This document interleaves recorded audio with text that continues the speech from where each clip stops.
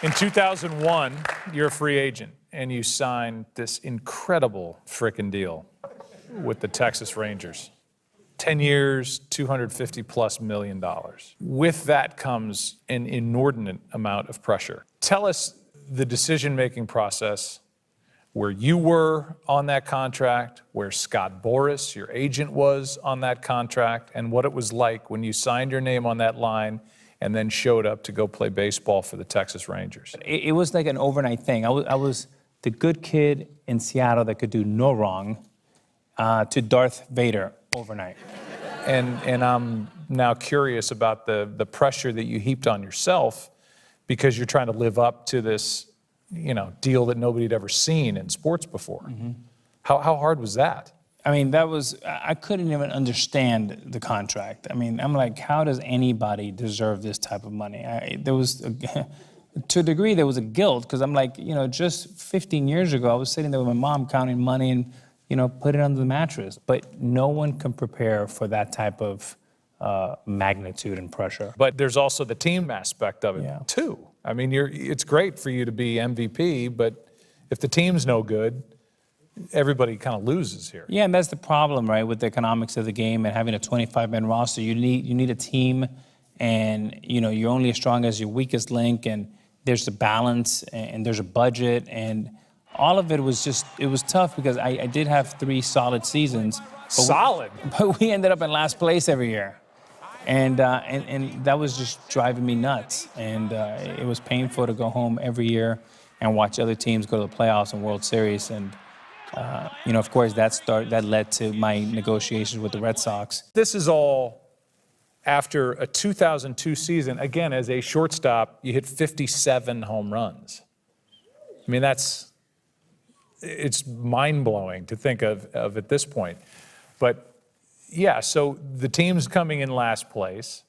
2003 happens. There's this great ALCS between the Yankees and the Red Sox, and you're at home again, and you're watching the Yankees and the Red Sox go to 7 games, and you're thinking, man, I want to be a part of this, and I'll do anything I can do to be a part of this, right? Yes. I just remember falling to my knees going like, that's the greatest baseball I've ever seen. It was so much fun. The stadium was rocking, it was shaking. And, if someone who loves baseball, you're like, how can you not want to be a part of that? I don't care how much they're paying me. I just want to be a part of that. I want to win. I want to play. I want to play in the biggest stage in front of all the greatest fans. And I want to put my skill set in that platform. Yeah, and so World Series is kind of the holy grail to you, and it hasn't come at this point. And what, again, you kind of put your money where your mouth was with regard to where you wanted to go. Yankees, Red Sox. Yankees said thanks, but no thanks initially. The Red Sox, they work out a deal, and you're willing to give up money to make the deal work, right? Yes. A lot of money. Yes. I think they were scared to set a precedent that other owners were going to use this technique to basically slide and cut future contracts. And then Aaron Boone gets hurt playing pickup basketball in the offseason in January, I believe.